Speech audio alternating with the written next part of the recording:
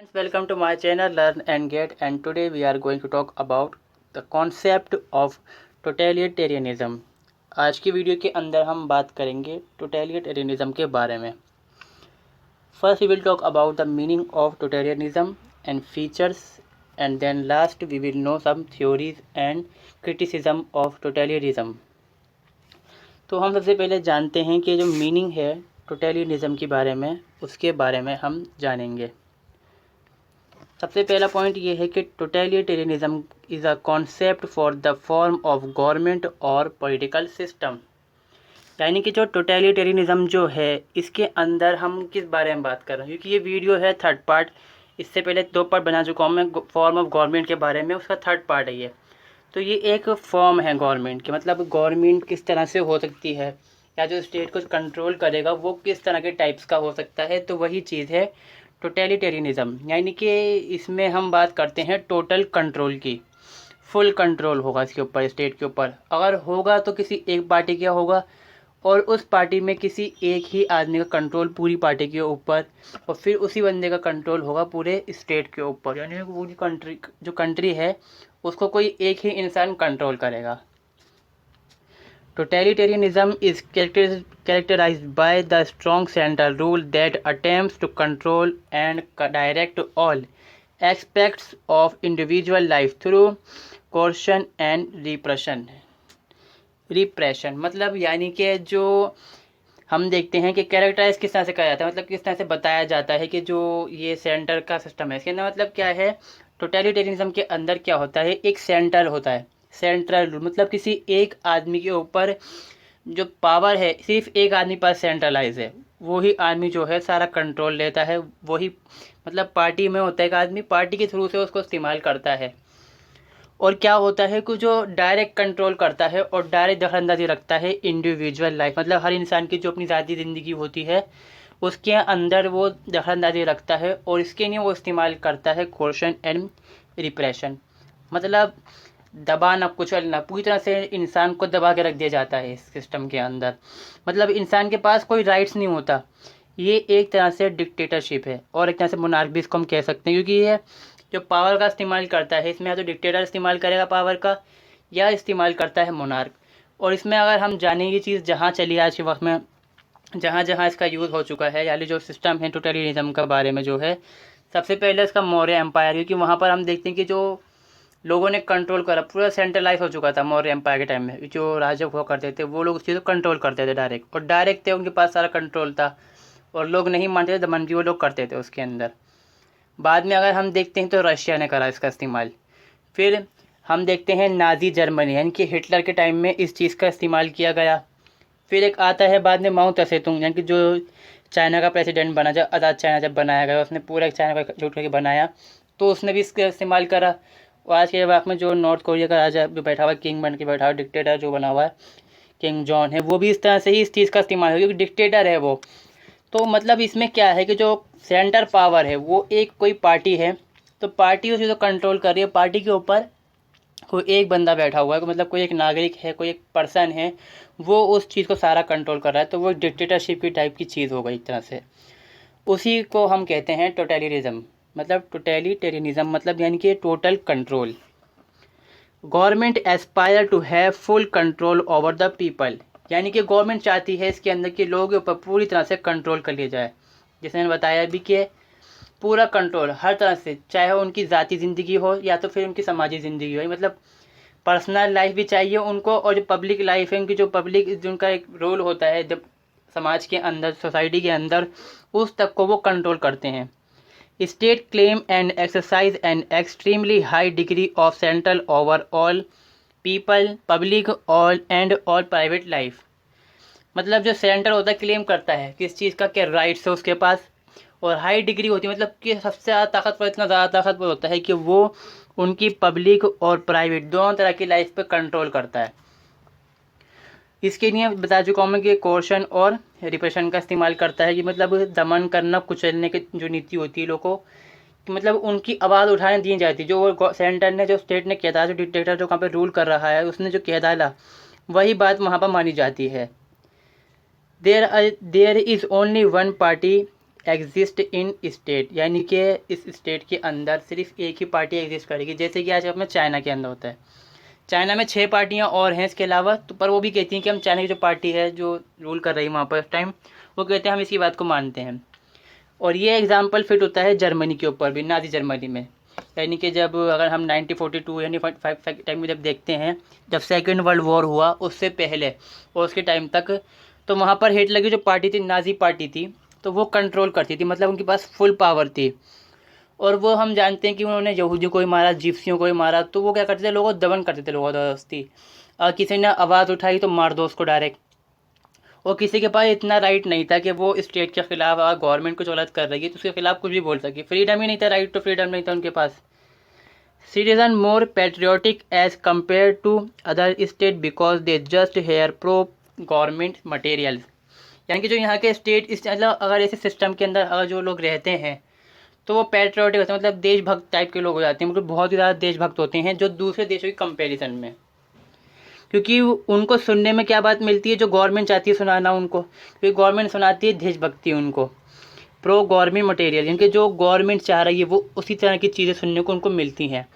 इसका एग्जांपल भी हम जर्मनी से ले सकते हैं, क्योंकि जर्मनी के अंदर जब हिटलर ने कंट्रोल करा जर्मनी को, तो उसने वहाँ की मीडिया, न्यूज़, हर चीज़ को उनने मतलब पूरी तरह से कंट्रोल कर लिया। रेडियो न्यूज़ हो, चाहे अखबार हो, मैगज़ीन हो, हर चीज़ पे उसका कंट्रोल था उस टाइम के अंदर। तो वहाँ के लोग सिर्फ वही चीज़ देख पाते थे जो गवर्नमेंट, जो डिक्टेटर था हिटलर, जो वो चाहता था वहाँ पर।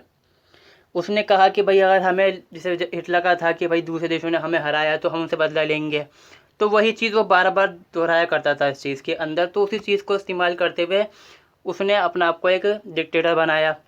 तो उसी सिस्टम को हम कह डालते हैं टोटलिटरिज्म, मतलब इसमें एक तरह से पूरा कंट्रोल एक पार्टी के हाथ में है, उसको पार्टी को भी एक अंदर इंसान कर रहा है control. Citizen does not have any right to freedom, मतलब कोई राइट नहीं फ्रीडम का, क्योंकि जब लोग, अगर डिक्टेटर पावरफुल हो गए, सेंट्रल पावर है, जब वो पावर कर रहा है, इस्तेमाल कोशन डिप्रेशन का इस्तेमाल कर रहा है, तो लोगों को बोलने कहाँ से देगा वो, उनको कोई आज़ादी नहीं, मतलब कोई वो गवर्नमेंट कुछ गवर्नमेंट को गलत कर रही है उसके खिलाफ नहीं बोल सकते बिल्कुल भी। बोलेंगे सज़ा मिलेगी डायरेक्ट मौत, उसके अंदर ये सिस्टम था कि डायरेक्ट मारो इन लोगों को। People are always keeping under surveillance, मतलब लोगों की हर वक्त निगरानी की जाती थी।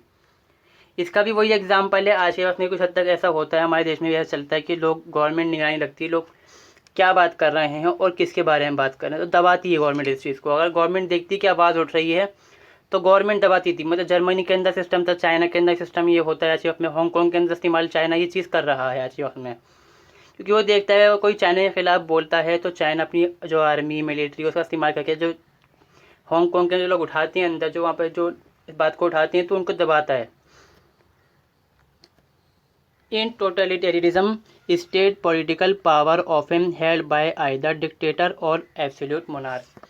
जैसे कि बताया मैंने अभी के सिस्टम के अंदर क्या है, पॉलिटिकल जो पावर है हमेशा ज़्यादातर डिक्टेटर इस्तेमाल करेगा या फिर एब्सोल्यूट मोनार्क। जैसे कि आज के वक्त में डिक्टेटर कौन है, जो नॉर्थ कोरिया चला रहा है वो डिक्टेटर एक तरह से, और जो चाइना के अंदर गवर्नमेंट है वो डिक्टेटरशिप की टाइप की चीज़ है, मतलब कम्युनिस्ट फॉलो करती है वो अपने आप को, पर है सिस्टम उनका ऐसे ही। This form contrast with the authoritarianism and dictatorship system, यानी कि ये सिस्टम अगर कुछ मिलता जुलता सा मेल खाता है किससे, अथॉरिटेरिज्म में से मतलब अथॉरिटेरिज्म का मतलब होता है जिसमें वो ये चाहते हैं लोग के हम लोगों के किनारे कर डालें और पूरी कंट्रोल हमारे पास आ जाए। मगर इसका सिस्टम मिलता जुलता तो है मगर इस तरह नहीं है, क्योंकि टोटलिटेरिज्म के अंदर क्या होता है, जो डिक्टेटर होता है या जो सेंट्रल पावर होती है वो लोगों को क्या कर डालती है, पॉलिटिसाइज कर डालती है, मतलब उनको एक तरह से ऐसा बना डालती है कि पॉलिटिकली इस्तेमाल करती हुई आगे बढ़ती है, कि लोगों के अंदर जोश भरना, जज्बा भरना, नारेबाजी करना, तो एक तरह से उनको राजनीतिक लोग बना डालती है, फिर उसका इस्तेमाल करते हुए लोगों को खड़ा करके इस्तेमाल करती है।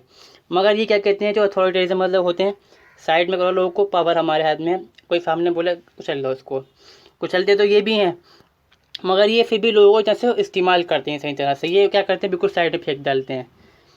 The government follow an ideology and people have to accepted it, मतलब कोई एक आइडियोलॉजी होती है स्टेट के पास और उसी को लोगों को मानना ही पड़ जाता है। जैसे हम देखते हैं जर्मनी के अंदर क्या था, कि नाजिज्म चलता था वहाँ पर, डिक्टेटरशिप थी हिटलर के टाइम के अंदर। तो उनकी डिक्टेटरशिप के अंदर मतलब एक आइडियोलॉजी थी कि जो नाजी लोग हैं वही अच्छे हैं, जो आर्यन लोग हैं वही अच्छे हैं। तो स्टेट के लोगों को भी उसको मानना पड़ता था। तो वही चीज़ है, अगर नहीं मानते तो सज़ा मिलती थी उनको, सीधी बात है। और इसके लिए वो करते थे एक प्रोपेगेंडा का यूज़। जैसे हम देखते हैं वो पोस्टर में यहूदियों को और जिप्सियों को दिखा जाता है कि भाई देश का माल खाने वाले ये हैं, देश को इन्होंने हरवाया है। अगर जब हम फर्स्ट वर्ल्ड वॉर के अंदर हारे हैं तो हम इसकी वजह से हारे हैं कि जो यहूदी हैं, जिप्सीज लोग हैं, जो दूसरे लोग हैं हमारे देश में बसे हुए हैं, जो नॉन आर्यन लोग हैं, उनकी गलती है, उसके जैसे हम हारे हैं। तो वो इसके लिए मीडिया या न्यूज़ है, रेडियो है, इसका इस्तेमाल करते हैं इस सिस्टम के अंदर। मगर फिर भी जो इनसे थोड़ा बेहतर ही होता है इनका, क्योंकि बिल्कुल किनारे नहीं करते, कुछ हद तक इस्तेमाल करते हैं लोगों को, पर वो ये राइट फिर भी नहीं होता फ्रीडम के उनके पास।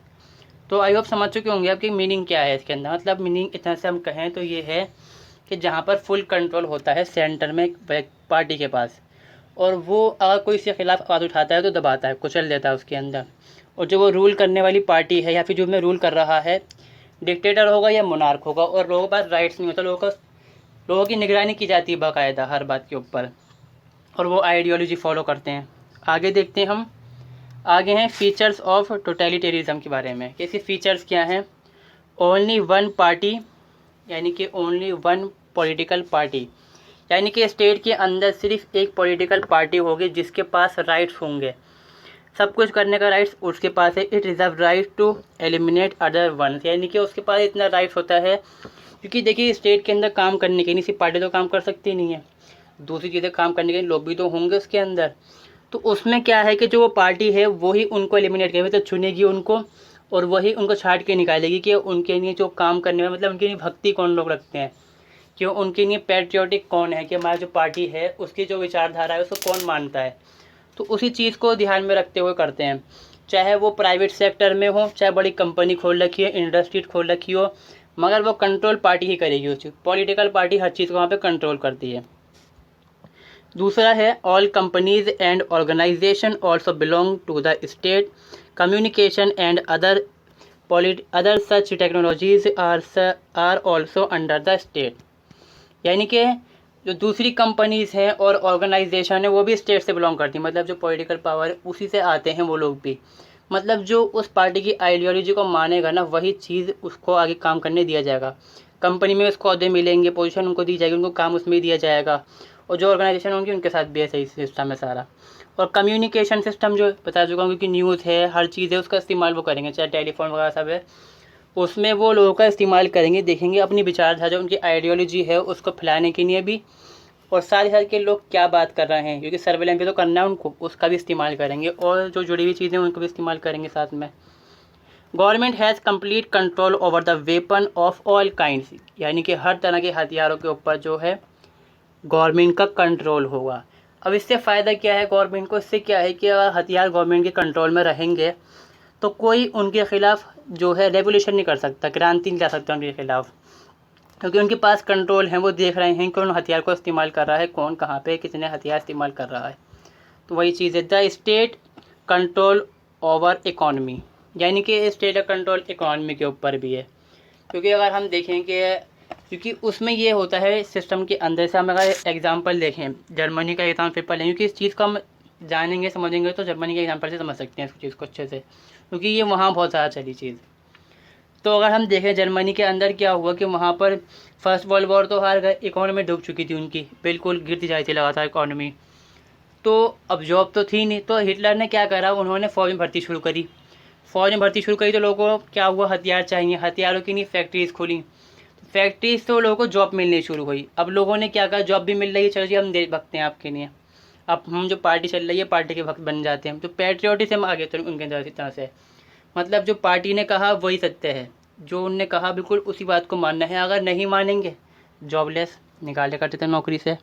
मतलब इस तरह से कंट्रोल है, नौकरी भी देंगे, अगर कंपनी भी खुलेगी तो भी स्टेट ही कंट्रोल करेगा उस चीज़ को भी। आगे देखते हैं हम थ्योरी ऑफ टोटलिटेरिज्म, मतलब इस थ्योरी को जब हम जान चुके हैं, इसके बारे में लिखा किसने, बताया किसने कि क्या चीज़ होती है। However, many political philosophers formulate the theory of totalitarianism, but the theory of Hannah Arendt मतलब prominent, मतलब जो हैना है, इनकी जो थ्योरी है उसको ज़्यादा बेहतर माना गया। फ़िलोसोफर तो और भी है, थ्योरीज तो बहुत सारी वो जिन्होंने थ्योरी बताई इस बारे में, जिन्होंने इस चीज़ को फेस करा और लिखा इसके बारे में, थ्योरी बनाई तरह से उसको। पहले तो ये आइडियोलॉजी ठीक तरह से, बाद में थ्योरी बनाई गई, इसको लिखा गया, समझाया गया लोगों को। तो वो मशहूर किसकी हुई, हैना की। She was a German born American theorist. She explain about totalitarianism in her book the origin of totalitarianism. यानी कि ये जर्मनी में ही पैदा हुई थी, जर्मनी के अंदर तो सिस्टम था ही, चल तो रहा था वहाँ पर, तो वहीं से सीखा, फिर अमेरिका में जाकर उन्होंने इसके बारे में लिखा अपनी book the origin of totalitarianism के अंदर। लास्ट सेशन बताती हैं बुक के अंदर ही कि मैकेनिक्स मतलब किस तरह से वो चीज़ काम करती थी जर्मनी के अंदर और कम्युनिस्ट रशिया के अंदर, क्योंकि दोनों जगह पे था। यहाँ पे ज़्यादा तो जर्मनी के अंदर, यहाँ थोड़ा कम था। यहाँ कम्युनिज्म का इस्तेमाल कर रहे थे, यहाँ नाजिज्म का इस्तेमाल कर रहे थे वो, जैसे हम फांसीवादी, जैसे इटली के अंदर था फासिज्म इस्तेमाल होता वहाँ पर। The transformation of classes into masses, मतलब जो ग्रुप बटे हुए होते हैं वो किस तरह से क्लास से लेकर मासेस तक पहुँच गए, इस बारे के अंदर मतलब एक समूह कैसे बन गए और फिर उनका इस्तेमाल करके उन्होंने कैसे इस्तेमाल करा जो पॉलिटिकल पावर्स थी। The impact of propaganda in non totalitarian मतलब टोटलिटेरियन वर्ल्ड, मतलब तो दूसरे जहाँ पे टोटलिटेरियन सिस्टम नहीं था वहाँ पे इसका क्या इफेक्ट पड़ा, दूसरे स्टेटों में कंप्लोट मतलब इस चीज़ को माना। जैसे हम देखते हैं जर्मनी के अंदर था, जो सोवियत रशिया के अंदर था ये, और इटली के अंदर बाद में कहाँ एक्सेप्ट हुआ, चाइना में देख लेते हैं हम, चाइना में इसको एक्सेप्ट करा, जापान ने इसको एक्सेप्ट करा, आज वक्त में नॉर्थ कोरिया के अंदर चलता ही है। तो ये चीज़ हम देख चुके हैं इसकी थ्योरी के बारे में कि थ्योरी किसने मतलब बताई, इसके समझे सही से मानी जाती है बेहतर, वो है ना। आगे हम देखते हैं क्रिटिसिज्म ऑफ टोटलिटेरियनिज्म के बारे में। According to Laski, totalitarianism is nothing more than an ill assorted rag bag in which all kinds of remnants from the most diverse philosophy seek to find a place. Thus it cannot be regarded as a systematic doctrine. It can be considered as a collection of conflicting ideas, and there are quite a lot of discrepancies between its pronouncement and practice। मतलब इसमें Laski कहते हैं कि ये जो totalitarianism जो भी है ये कुछ भी नहीं है, एक बीमार चीज़ है जिसमें मतलब भगदड़ टाइप के मामला हिसाब है इसके अंदर, जिसमें हर तरह की जो बड़े बड़े मतलब बची हुई चीज़ें हैं जोड़ के मतलब बढ़ाया गया इस चीज़ को है।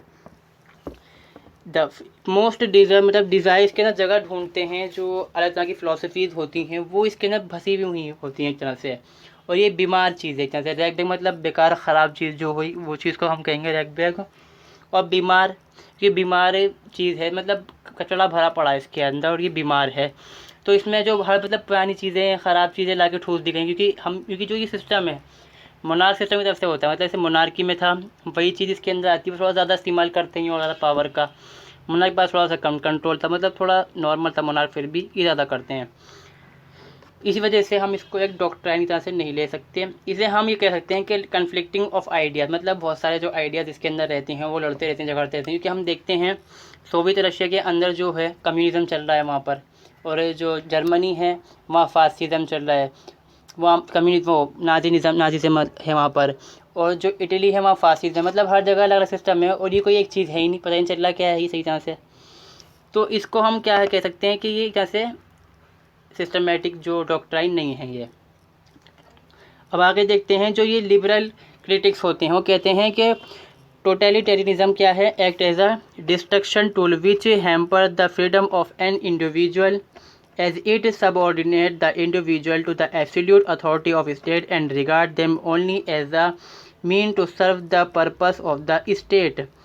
It also been pointed out that it holds no regards for the equality for the man and believes in the superiority of Germans, which promoted the idea of regressive doctrine। यानी कि जो लिबरल लोग हैं, मतलब जो उदारवादी लोग, जो बदलाव चाहते हैं कि धीरे कर हो, तो वो लोग कहते हैं कि ये क्या है, डिस्ट्रक्शन का मतलब बर्बाद करने का टूल है, जो कि लोगों की जो आज़ादी है उसको ख़त्म कर डालता है। और वो क्या करता है, इसको जो एब्सोल्यूट कंट्रोल मतलब पूरी तरह से कंट्रोल होता है स्टेट का, उसके अंदर लाके खड़ा कर डालता है उस इंसान को, मतलब हर एक जो इंडिविजुअल्स लोग हैं वहाँ पर, हर जो सिटीज़न है उसको। उन्होंने कहा एज अ मीन ऑफ सर्व, मतलब उसको सिर्फ उसका मतलब इस जाता है कि जो इंडिविजुअल सिटीज़न हैं वो सिर्फ देश के नहीं हैं, जो स्टेट है सिर्फ उनके नहीं रह जाते हैं और अपने लिए वो कुछ पर्सनल कर नहीं पाते। अब इसमें क्या कहते हैं कि इसमें कोई इक्वालिटी भी नहीं है और किसी चीज़ के अंदर बिलीव भी नहीं कर सकते वो। अब इसके अंदर वो बताते हैं एग्जाम्पल कि उन्होंने जो जर्मन्स हैं उन्होंने कहा अपने आप को कहा कि भाई हम सुपीरियर हैं, क्योंकि उन्होंने कहा कि रेस के बेस पे कहा ना उन्होंने, तो इस हिसाब से कहते हैं कि ये एग्रेसिव चीज़ है जो कि नुकसान दे सकती है। Totalitarian state are against the idea of pluralism and constitutionalism, क्योंकि प्लूरलिज्म जो मतलब होता है उसमें कहते हैं कि अलग अलग विचारधारा के जो मतलब अलग अलग जो आइडियोलॉजी लोग रखते हैं वो साथ में रह सकते हैं। और जो कॉन्स्टिट्यूशनलिज्म जो होता है मतलब जो हम संविधान के बारे में बात करते हैं कि कॉन्स्टिट्यूशनों से चलाया जाए, मगर ये मानते ही नहीं जो है कि इसमें डिक्टेटर है, क्योंकि सेंट्रल पावर एक के पास है, क्यों मानेगा किसी बात को, तो इस चीज़ के भी अगेंस्ट होते हैं ये। Totalitarianism has no regard for constitutional principle and moral canon, मतलब ही वो ये कि फिर के जो कॉन्स्टिट्यूशनल प्रिंसिपल मतलब कोई संवैधानिक जो सिद्धांत है उनको नहीं मानता, और मोरल कैनन मतलब कोई नैतिकता भी नहीं होती, कि इसमें हम देखते हैं कि वो किसी को ही मार डालते हैं, कैसे भी मतलब कंट्रोल करते हैं, सर्वेलेंस करते हैं लोगों को, तो कहाँ से राइट्स आ जाते हैं लोगों के पास। Totalitarianism completely ignore the idea of liberal faith and the formation of government by discussion, यानी कि जो आइडिया होता है फेथ मतलब लिबरल मतलब जो उदारवाद का सिस्टम, जो लिबरल सिस्टम होता है कि धीरे धीरे बदलाव करेंगे, उसमें कोई बिलीव नहीं करते। ये कहते हैं एकदम से बदलाव करेंगे, लोगों को जो हमारे खिलाफ है उनको मार देंगे और हम अपना एक अलग सिस्टम बनाएंगे नया। और ये जो formation of the government by discussion उसमें बिलीव तो करते नहीं, क्योंकि उन्होंने कहा कि भाई सेंट्रल पावर जब एक के पास है तो वो क्यों चाहेगा कि उस संबंध में साथ मिलकर सरकार चलाए। Professor Losky observed that the fascist state is a power built up terror and organized and maintained by the fear of terror, मतलब पावर बिल्डअप करने के जरिए बताया उन्होंने इसको। कहा कि जो फासिस्ट स्टेट हैं जैसे जर्मनी और इटली था, तो ये फासिस्ट स्टेट थे, उन्होंने क्या कहा, इज़ अ पावर बिल्डअप, क्योंकि ये पावर का इस्तेमाल करके एक लोगों के बीच में डर बिठाया जाता है और उस डर की वजह से लोग उसके कंट्रोल में आते हैं। The idea of aggressive imperialism is expounded by totalitarianism as the belief in the concept of intensive rearmament and militarization of the country. It promotes the idea of war. It is believed that war make a man virtue and strengthen the nation too. मतलब ये क्या है, aggressive imperialism मतलब एक तरह से जो साम्राज्यवाद है उसके जो थ्योरी होती है, जैसे दूसरे देश पे जाके कंट्रोल करते हैं हम, अपने स्टेट हमारी देश से बाहर निकल गए और दूसरे देशों पे जाके कंट्रोल करा, फिर मिला ली हमने, इसको हम कहते हैं एम्पायर बनाना, मतलब जबरदस्ती दूसरे जाके कंट्रोल करना, उसको बढ़ावा देता है ये। अब उसके अंदर क्या होगा, हथियार चाहिए, मिलिट्री बनानी पड़ेगी, तो उस चीज़ को प्रमोट करता है। अब वो चीज़ बनाएंगे तो भाई वॉर तो करना ही पड़ेगा हमें, अगर हमें अपना स्टेट बढ़ाना है तो वॉर तो करना पड़ेगा, तो वो इस चीज़ को बढ़ावा देता है, इसलिए इसका भी क्रिटिसाइज़ किया जाता है इस बेस के ऊपर भी। The disagree with the concept of international law in international relation as it restrain them from practicing legal method, मतलब ये जो इंटरनेशनल लॉ है, इंटरनेशनल जो रिलेशन है, उस चीज़ को भी डिसअग्री कर डालते हैं, मतलब मानते नहीं हैं उन चीज़ों को भी, उनसे कोई उनको फ़र्क नहीं पड़ता, अपने अपने काम से मतलब रखते हैं, मतलब हमें कंट्रोल करना है तो कोई क्यों करेगा इस चीज़ को। Totalitarianism has also been severely criticized by Marxists as they considered it as decadent capitalism. By creating myth of nation, it tried to undercut class struggle on the other hand and the development of international communism on other hand, मतलब क्या कह रहा है कि इसके अंदर के जो मार्क्सिस्ट लोग हैं वो भी इसको बुराई करते हैं, क्योंकि कहते हैं कि धीरे धीरे करके ये कैपिटलिज्म को बढ़ावा देता है, घटाता है, मतलब कोई संतुलन नहीं है, इस चीज़ का बैलेंस नहीं कर पाता है ये। क्योंकि हम देखते हैं कि भाई जर्मनी ने क्या करा, पहले कैपिटलिज्म को बढ़ावा दिया उन्होंने, बाद में क्या करते हैं, एकदम से ख़त्म कर डालते हैं, कंट्रोल कर डालते हैं, सेंटर का डिक्टेटर जो होता है, हिटलर, वो कंट्रोल करता है, तो वो कहते हैं कि उसको ख़त्म कर डालता है कैपिटलिज्म को, मतलब जो लोगों के बीच भावना होती है कि हम कंपटीशन करेंगे, आगे बढ़ेंगे, वो चीज़ ख़त्म कर डालता है। और एक मतलब एक झूठी घटना कर डालता है देश की उसके इस्तेमाल करते हुए, और जो क्लास स्ट्रगल होता है उसको ख़त्म तो कर डालता है, मगर क्या है फिर कि दुनिया के अंदर एक जो नया कम्युनिज़्म होता है उसको ये स्टार्ट कर डालता है। उसमें क्या है कि भाई जो लोगों के अंदर जो जो क्या सिस्टम कहेंगे हम के कम्युनिज़्म मतलब बराबरी का सिस्टम ला देता है, और अपने अंदर क्या कर डालता है, क्लास स्ट्रगल शुरू कर डालते हैं ये। क्योंकि हम देखते हैं कि जर्मन ने क्या कहा कि जो जर्मनी है, जो आर्यन लोग हैं वो सबसे ऊपर हैं, और जो दूसरे लोग हैं उनको नीचे कर डाला ये इन्होंने। तो इससे क्या है कि जो दूसरे देश में तो कह रहे हैं कि भाई कम्युनिज़्म होना चाहिए, सब बराबर रहना चाहिए, और अपने देश के अंदर ऐसा करते हैं ये लोग। तो इसका क्रिटिसाइज़ ये हो चुका। तो आई होप दोस्तों आप जान समझ चुके होंगे कि जो टोटलिटेरियनिज़्म है क्या चीज़, और इसकी मीनिंग क्या है, इसके जो फीचर्स होते हैं, डिस्क्रिप्टिव मतलब थ्योरीज है, किसने लिखी, कहाँ से आती है ये चीज़, कहाँ कहाँ ये दुनिया के अंदर लागू हुआ था, और जो इसके क्रिटिसाइज़ होता है वो क्या क्या है इसके अंदर। तो दोस्तों इस वीडियो के अंदर इतना ही। Thank you for watching my video.